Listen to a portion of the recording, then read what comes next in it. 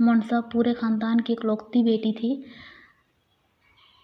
हसनैन साहब के बाकी सब भाइयों के यहाँ बेटे थे, इसलिए वो अपनी फैमिली के अलावा ताया जान, ताई जान, चाचा जान, कज़न सब की लाडली थी और भाइयों की तो जैसे जान बसती थी इसमें। अगली सुबह हसनैन हाउस पर बहुत खुशगवार साबित हुई थी। वाह भी, किचन से तो क्या मज़ेदार खुशबू आ रही है। वो अपनी धन में बोलता हुआ किचन में दाखिल हुआ था। सामने उस्मान को देखकर इसकी बोलती बंद हो गई और फ्रिज की तरफ बढ़ गया। अस्सलाम वालेकुम भाईजान, बिना देखे फ्रिज में देखते हुए बोला। वालेकुम सलाम। उमर, कल तुम यूनिवर्सिटी क्यों नहीं गए? वो कल से जिस सवाल से बच रहा था वही पूछा गया था। भाई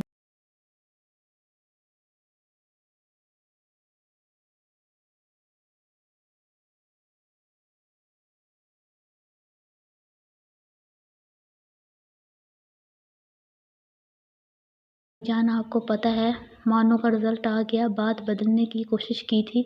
जानता हूँ मेरी गुड़िया ने टॉप किया है। अपनी बताओ क्या इरादे हैं? नरमी से पूछा था। इरादे नेक हैं भाईजान, आप फिक्र ना करें। नरमी का भरपूर फ़ायदा उठाया गया।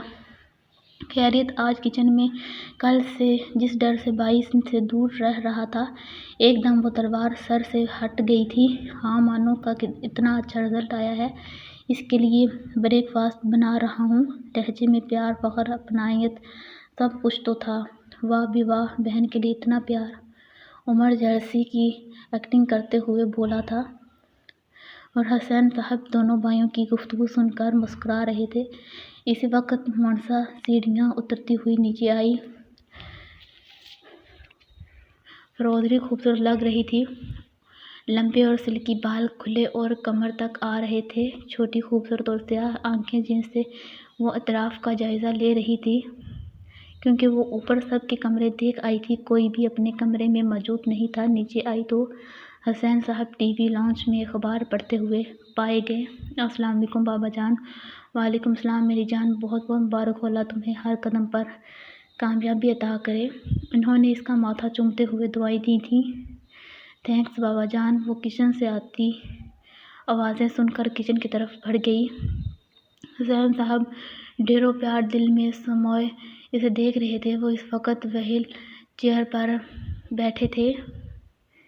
आज से 5 साल कबल इनकी शरीक हयात इस दुनिया से जा चुकी थी। इसके बाद वो इस कदर गुमसुम हो चुके थे और कुछ अरसे बाद एक एक्सीडेंट में अपनी टांगें खो चुके थे और अपनी ज़िंदगी से मायूस हो चुके थे। लेकिन इनकी औलाद इन्हें इस मायूसी से निकाल लाई थी।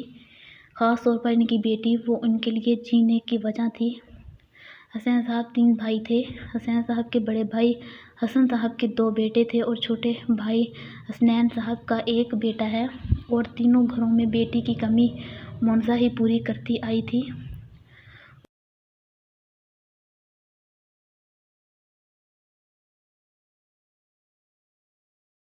सुबह उठा तो काफ़ी फ्रेश था। रात का सर दर्द और थकावट नदार थी और अगले 10 मिनट में वो नक्सक सा तैयार आईने के सामने मौजूद था। वो हमेशा की तरह हैंडसम लग रहा था। जिस्म पर पाकिस्तान एयरफोर्स यूनिफॉर्म इसकी शख्सियत को 4 चांद लगाने के लिए काफ़ी था।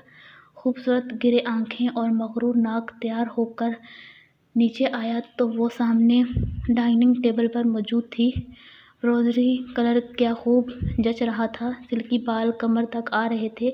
गाल पर पड़ता डिंपल इसकी शख्सियत का खासा था। एक दिन एहसास हुआ तो वो खुद को सरजनश करने लगा और फिर ख्याल आया आज फिर नाश्ता किए बगैर जाना पड़ेगा।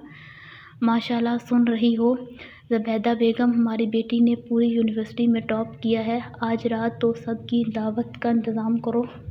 हसन साहब हमेशा की तरह उसके रिज़ल्ट पर पुरजोश और खुश थे। हाँ भाई, क्यों नहीं, मेरी बच्ची ने इतनी मेहनत की थी, टॉप तो करना ही था। आप फिक्र ना करें, रात के सारे इंतज़ामात मैं कर लूँगी। ताई जान भी बारी सदके जा रही थी। ताया जान, बाबा जान भी डिनर की तैयारियां करवा रहे हैं।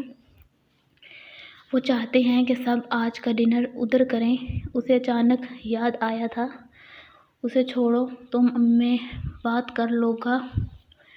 اور میں جانتی ہوں آپ انہیں منا لیں گے، وہ فٹ سے بولی تھی اور حال میں ان تینوں کو ہنسی گونج رہی تھی۔ السلام علیکم بابا باہر کی طرف جاتے ہوئے بولا۔ وعلیکم السلام، دونوں نے بیک وقت جواب دیا تھا۔ رکو آزب، زبیدہ بیگم نے پیچھے سے آواز دی تو وہ نہ چاہتے ہوئے بھی واپس آن تک گیا۔ جی ماما، مصروف انداز اپناتے ہوئے پوچھا گیا۔ بیٹھو، ناشتہ کرو، حکم دیا گیا۔ ماما مجھے بھوک۔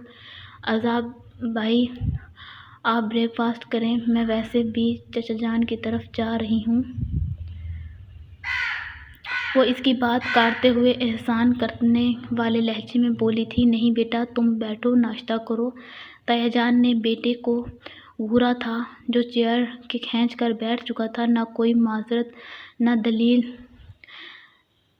تایا جان میں ناشتہ کر کے آئی ہوں، آج بھائی جان نے اپنے ہاتھوں سے میرے لیے ناشتہ بنایا تھا۔ اب چلتی ہوں، چچا جان سے بھی مل لوں۔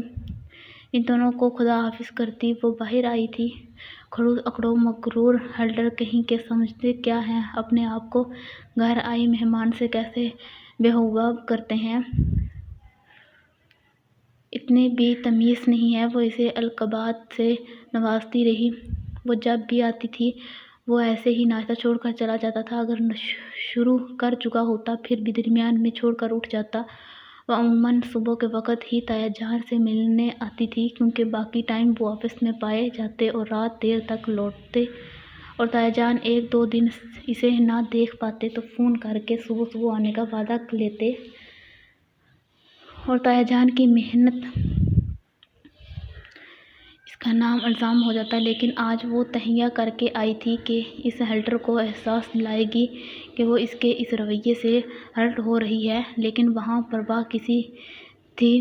وہ کچھ کہے بنا ڈھیٹوں کی طرح بیٹھ گیا تھا۔ یہ کیا بدتمیزی تھی، زبیدہ بیگم بآخر بولی تھی، جبکہ حسن صاحب تھوڑا بہت ناشتہ کر کے غصے سے جا چکے تھے، جانتے تھے کہ اس کے بحث کرنا فضول ہے، وہ صرف اپنی مرضی کرنا جانتا ہے۔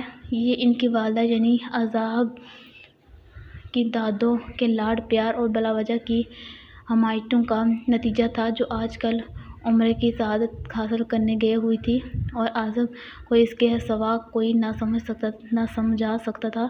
کیا ہوا ماما؟ وہ انجان بننے کی ایکٹنگ کر رہا تھا۔ میں نے تمہاری ایسی تربیت تو نہیں کی تھی آزب، تم بہت مصبی ہو اس کے ساتھ، تم پہلے تو ایسے نہیں تھے۔